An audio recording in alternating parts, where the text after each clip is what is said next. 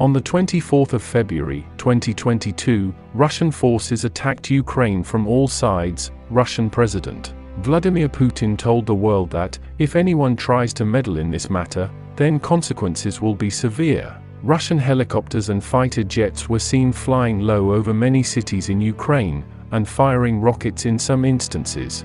And among them, Putin's main target was the Ukrainian capital Kyiv.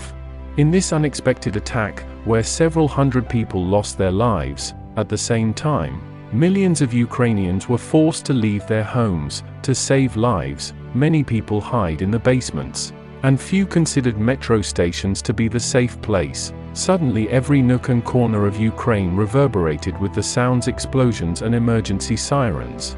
Europe was witnessing a war of this level for the first time since World War II. The map of Europe, which was being made by political coalition for the last 70 years, now Vladimir Putin wants to redraw it according to his plans. And that too depending upon military strength. But why, despite being 27 times larger than Ukraine? Why Russia is fearful of a small Ukraine? Why is Russian president interested in Ukraine? And, if he doesn't do that, what will he lose? To understand this matter well and in easy terms, it is very important to understand a few events in the past. Ukraine used to be a part of Russia about 100 years ago, when this whole area was under the Romanov dynasty for many centuries. In the early 1900s, people were fed up with their Russian king, and finally when their patience wore thin, in 1917 the Russian Revolution overthrew the Romanov dynasty, and overturned the throne of the Russian Empire.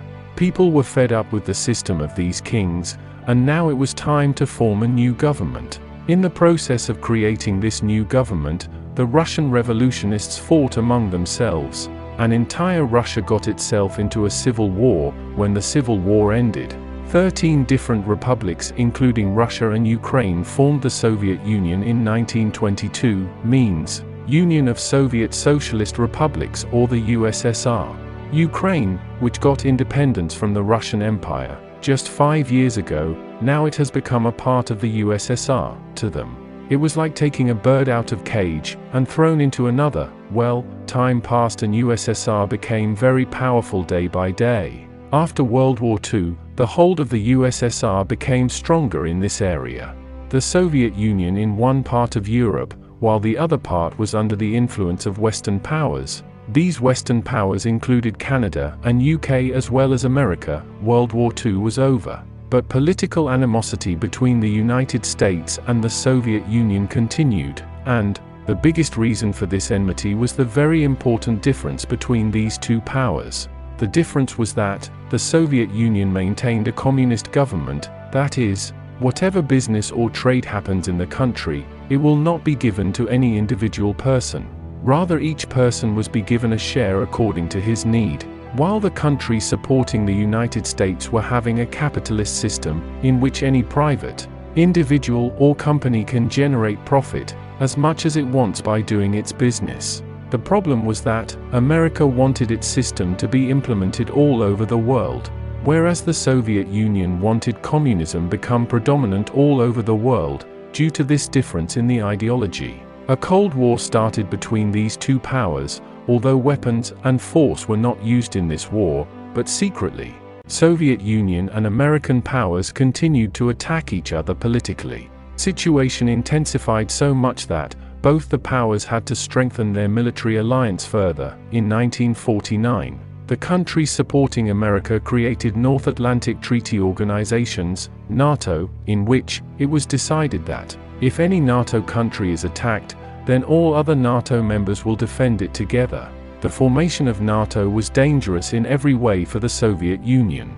because if all the NATO countries can defend each other, then all of them can also attack the Soviet Union together. When the Soviet Union realized NATO's power, then they signed a similar pact among themselves, which was named as Warsaw Pact. Even though these two powers had formed organizations to save each other, but secretly the Cold War still alive, because after all, there was such a big difference in their ideology for the entire 42 years, this Cold War continued like this, in which the goal of both the powers were to weaken each other, and finally one side became weak. In 1991, Republics like Ukraine made the decision to separate themselves from the Soviet Union. The different member republics of USSR now wanted to become independent countries. Soviet Union, formed by combining 15 republics, was now divided into 15 different independent countries, and with this, the Warsaw Pact signed by them become dysfunctional. Ukraine finally managed to become an independent country once again. Countries that gained independence from the Soviet Union could now take their own decisions, so first of all, they overthrow the communist government imposed on them. Russia, which was earlier strong because of the Soviet Union, was now weakling in the eyes of the world. Despite the end of the Cold War, the alliance of Western powers did not budge, rather, their power only increased. Poland and the Czech Republic, and Hungary, these three countries that gained independence from the Soviet Union, turned the tide and joined to NATO in 1999. The trend of joining NATO increased day by day, and in 2004 7 more countries also joined NATO. That is, the republics which were earlier supporting Russia were now become a part of NATO's alliance, and this was first time when Russia's borders came in direct contact with NATO. Now only 3 countries were left which did not join NATO: Belarus, Ukraine, and Georgia. Among them, Ukraine and Georgia have long wanted to join NATO. But Russia could not tolerate this. At the same time, Russia sensed the danger that, if these 2 countries also join NATO, then its access to the Black Sea could be stopped at any time. Viewers, let us tell you here that, after the US and Saudi Arabia, Russia is the 3rd biggest producer of oil and gas, and exports it to the international market through the Black Sea. And this was the reason why Russia was opposing Ukraine and Georgia's joining NATO, but Ukraine's desire to join NATO still continued. Not only that, but in 2013 Ukraine also expressed its desire to join the European Union. Remember that, at this time, the president of Ukraine was Petro Poroshenko, who was considered a friend of Russia and quite corrupt. When the time came to sign the deal with the European Union, the president of Ukraine took a huge amount from Russia in the name of a bailout package, and refused to sign the deal with the European Union, by saying that Ukraine will support Russia in every matter. It would not be wrong to say that Russia bribed the Ukrainian president for not joining the European Union. When this news hit the media, thousands of protesters came out on the streets in Ukraine, and demanding Ukraine to be a part of the European Union. The pressure of the protesters increased day by day, and finally the Ukrainian president started crackdown on them, in which more than 100 people were killed. Seeing this, the protesters became more violent, and the matter reached such an extent that the Ukrainian president had to leave his post and flee Russia. Fleeing of the president was a victory to the protesters. At the same time, Putin was considering it as his defeat, so now Putin started using power. First, the Russian army occupied the Ukrainian-controlled peninsula, spanning the Black Sea. After that, with the help of separatists, they captured 2 areas of Ukraine bordering Russia, Donetsk and Luhansk. Russia greatly helped the separatist group, who demanded the separation of these 2 regions from Ukraine. A lot of blood was shed in both these regions for the whole 8 years, in which more than 14,000 people lost their lives, while 2 million Ukrainians were forced to leave these regions. Actually, separation of Donetsk and Luhansk from Ukraine was in favor of Putin in every way, and this was the reason why Putin was supporting them a lot. Putin's intentions came to the forefront in November 2021, as seen from the satellite image. Millions of Russian troops being moved to the border of Ukraine, and a few weeks later, Putin expressed his demands. Putin's main demand was that NATO should not expand in this area, and take their military back to the same distance as it used to be in 1997.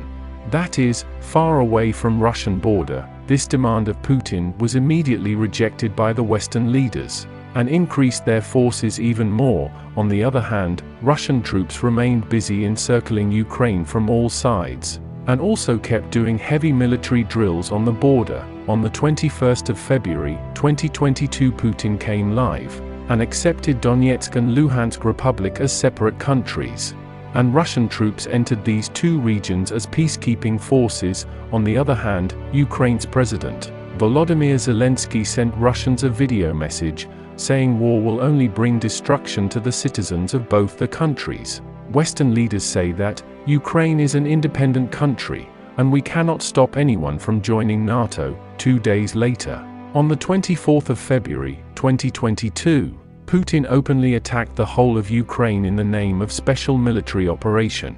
European Commission President, UK Prime Minister and US President Joe Biden condemned this action of Russia, and said that Putin and Russia will have to pay for this. Anti-war protesters were seen raising slogans in favor of Ukraine all over the world. In Russia itself, thousands of protesters came out in favor of Ukraine. NATO's response force swung into action for the first time in history, and America sent its troops to the border of Eastern Europe.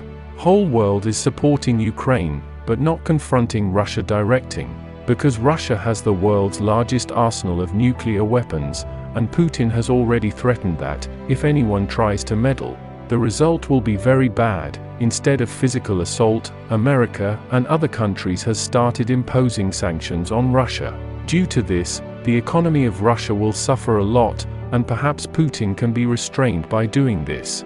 Hope you have understood to a great extent this issue between Russia and Ukraine. Thanks for watching, and don't forget to subscribe my channel for more videos like this.